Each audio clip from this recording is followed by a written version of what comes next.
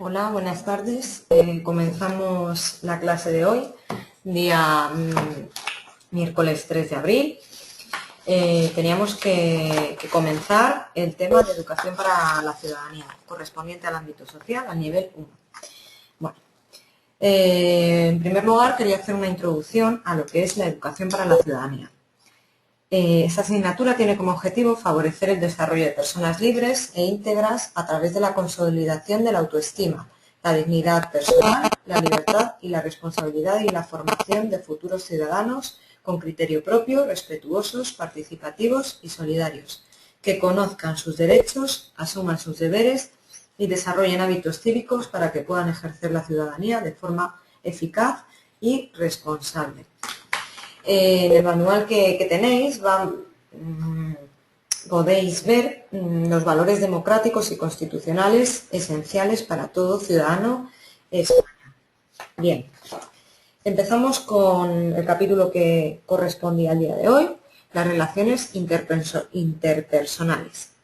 Libertad y responsabilidad. Las relaciones interpersonales constituyen un aspecto básico en nuestras vidas, funcionando no solo como un medio para alcanzar determinados objetivos, sino también como un fin en sí mismo. La primera conclusión a la que se puede llegar es que la promoción de las relaciones interpersonales no es una tarea optativa o que pueda dejarse al azar. Vamos a ver la definición de libertad. Es un derecho natural, un valor de la persona, sin importar la edad, el sexo o cualquier otra diferencia de otra índole, ya sea de raza, procedencia, religión, etc. La libertad de una persona termina cuando entra en contacto con la libertad de otra. Es lo que se suele decir, ¿no? Mi libertad acaba cuando empieza la de mi prójimo, pudiendo entrar en conflicto con esta última, nuestra libertad, con la libertad de los otros. Podríamos dividir la libertad entre libertad política, libertad moral y libertad económica entre las más básicas. La responsabilidad, por su parte, es la virtud de asumir el cumplimiento de las obligaciones en forma consciente, voluntaria y satisfactoria en provecho personal. De este modo, todos tenemos derechos y obligaciones, no hay que olvidarlo. Sin duda, el principal derecho es la libertad y la principal obligación es ser responsables de nuestros actos. Así quedan relacionados libertad y responsabilidad en estos derechos y obligaciones que todo ser humano posee. De este modo, la libertad se igualaría a la responsabilidad. Pasamos al siguiente apartado, relaciones humanas entre hombres y mujeres e intergeneracionales.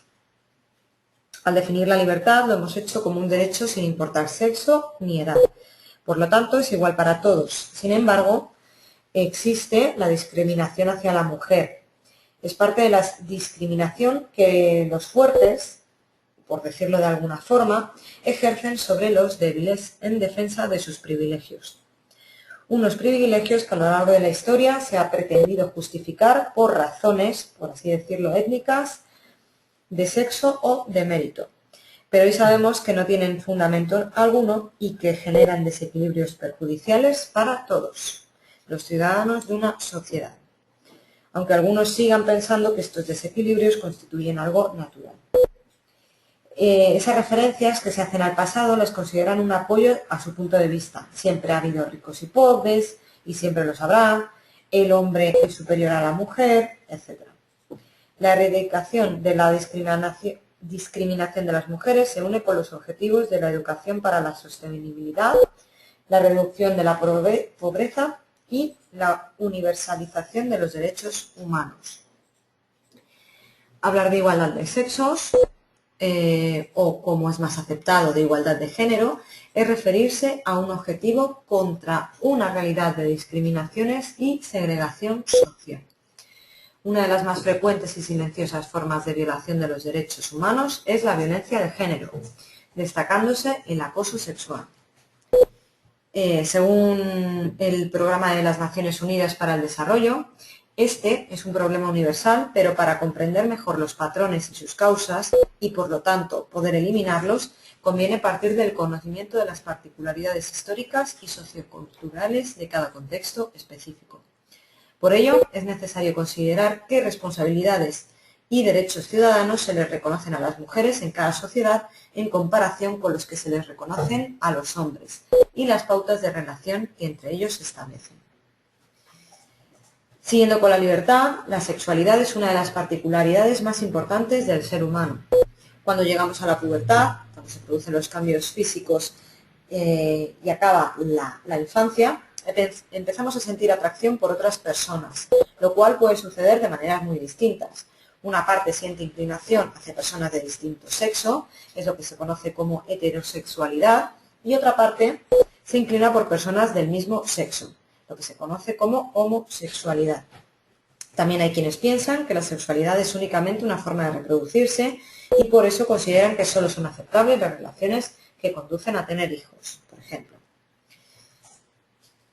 Este tipo de personas condenarán, por tanto, las relaciones homosexuales, ya que no conducen a tener hijos. A los hombres que se sienten atraídos por otros hombres se les conoce como gays y a las mujeres que les atraen otras mujeres como lesbianas. Estas son las formas aceptadas, las formas correctas. Según estudios recientes, entre un 5 y un 10% de la población manifiesta una orientación homosexual. A pesar de que la homosexualidad se ha practicado abiertamente en muchas culturas del pasado y del presente, nuestra sociedad ha creado una serie de prejuicios absolutamente erróneos hacia las personas que manifiestan estas orientaciones sexuales. Respecto al tratamiento legal de la homosexualidad, el artículo 14 de la Constitución reconoce el derecho a no ser discriminado por ninguna circunstancia personal y el Código Penal considera la homofobia, que es el odio a los homosexuales, como un factor agravante a la hora de aplicar ciertas penas. A pesar de todo esto, la comunidad homosexual continúa reivindicando una equiparación real con los heterosexuales en otros aspectos, como el reconocimiento del derecho a contraer matrimonio, que desde hace unos años ya es legal en España, el matrimonio entre personas del mismo sexo, o adoptar un hijo.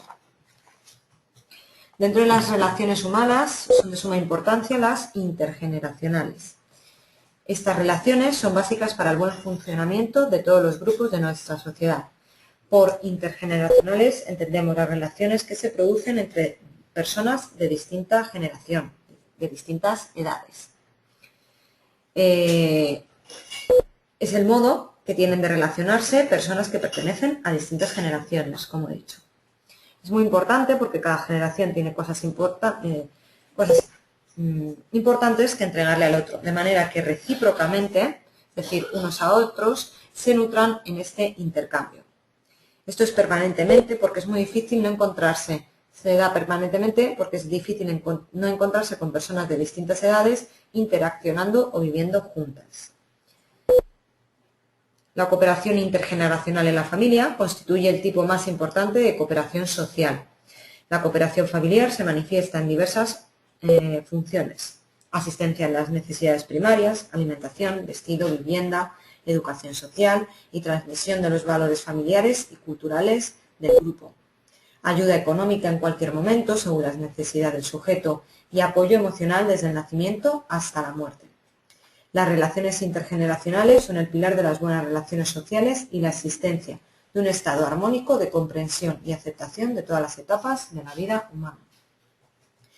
No es extraño ver que en las próximas generaciones asistamos a un cambio de mentalidad de los padres respecto a sus hijos, cambiando el concepto de solidaridad entendida como la ayuda de hijos a padres, sino de la sociedad en general a los adultos mayores.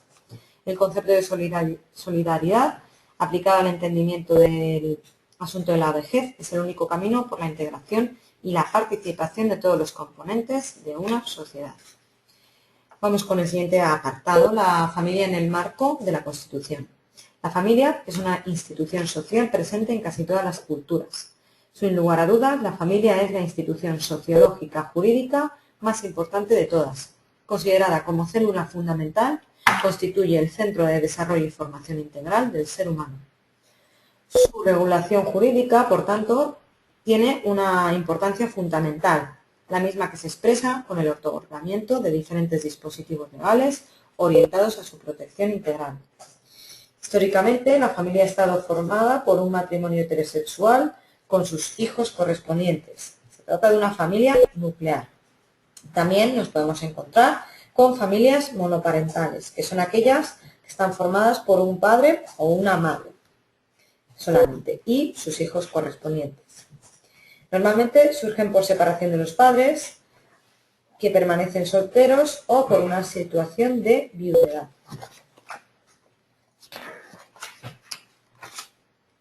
En nuestra sociedad este núcleo se ha ampliado y actualmente hay parejas de homosexuales, ya sean 2 hombres o 2 mujeres, que pueden tener descendencia.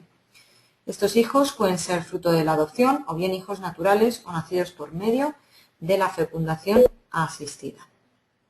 Al mismo tiempo, hay familias que no han pasado por el ritual del matrimonio, pero que cumplen las mismas funciones. Este modelo familiar se llama pareja de hecho, que en España también es posible registrarse como tal, como pareja de hecho.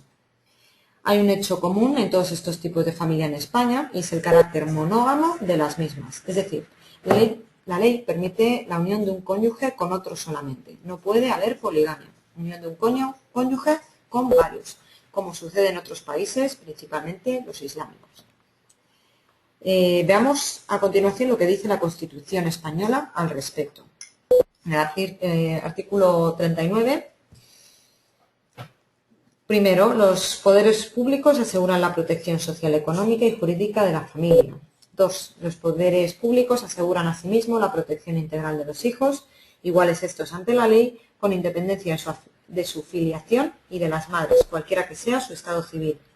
La ley posibilitará la investigación de la paternidad. 3. Los padres deben prestar asistencia de todo orden a los hijos habidos dentro o fuera del matrimonio, durante su minoría de edad y en los demás casos en que legalmente proceda. Los niños gozarán de la protección prevista en los acuerdos internacionales que velan por sus derechos.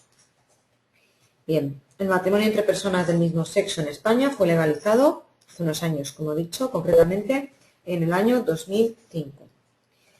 El día 30 de junio de 2005 se aprobó la ley que modificaba el Código Civil y permitía el matrimonio entre personas del mismo sexo. Y como consecuencia de esto, otros derechos como la adopción conjunta, el derecho a la herencia, la pensión, etc. La ley fue publicada el 2 de julio de ese mismo año y el matrimonio entre personas del mismo sexo fue oficialmente legal el 3 de julio de 2005. Bien, la Ley 13/2005 reforma el Código Civil en lo concerniente al derecho a contraer matrimonio en particular. Esta reforma añade un segundo párrafo al vigente artículo 44 del Código Civil, manteniendo el primer párrafo intacto. El hombre y la mujer tienen derecho a contraer matrimonio conforme a las disposiciones de este Código. El matrimonio tendrá los mismos requisitos y efectos cuando contrayentes sean del mismo o diferente sexo.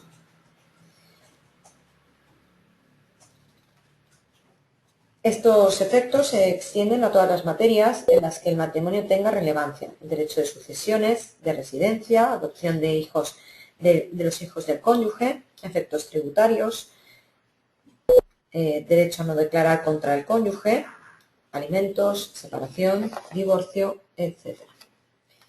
Vamos con el último punto a tratar en el día de hoy, el cuidado de las personas dependientes. Para definir las dificultades que algunas personas tienen para relacionarse con los otros, para aprender o para realizar algunas tareas, utilizamos diferentes palabras. Hablamos de deficiencia, discapacidad, inadaptación. El término más correcto es el de discapacidad. Aunque ninguna de estas palabras es correcta. Se pueden diferenciar 3 grandes grupos de dependencia.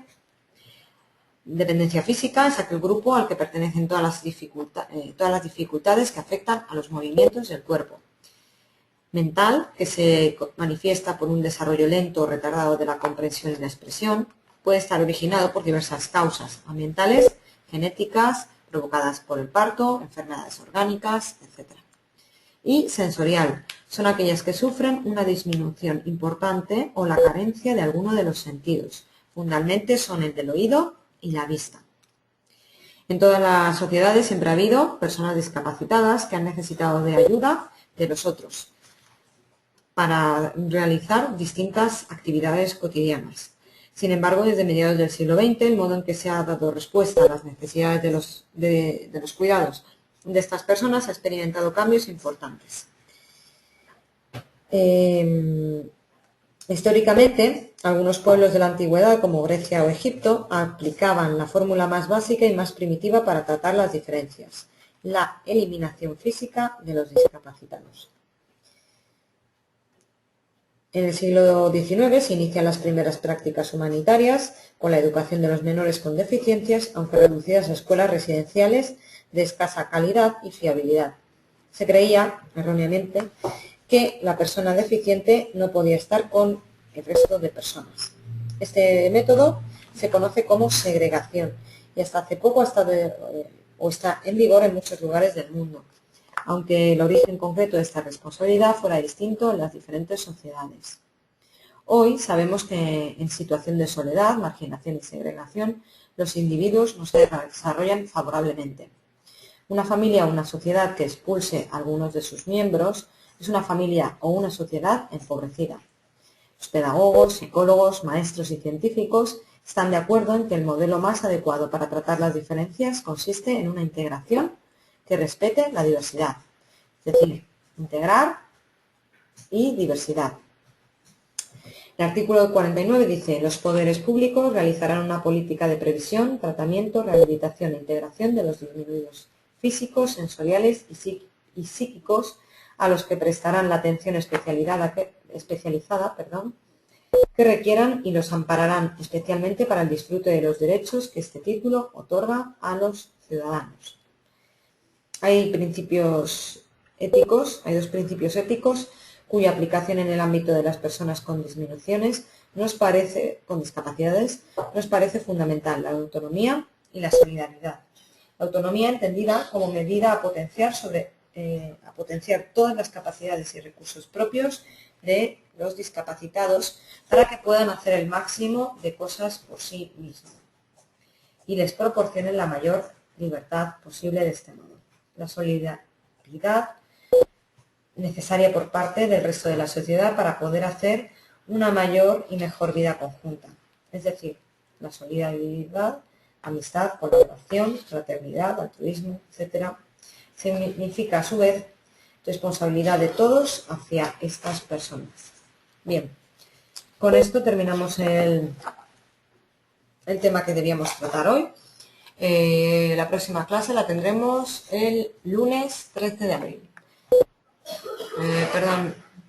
Lunes 8 de abril. Así que hasta la próxima semana.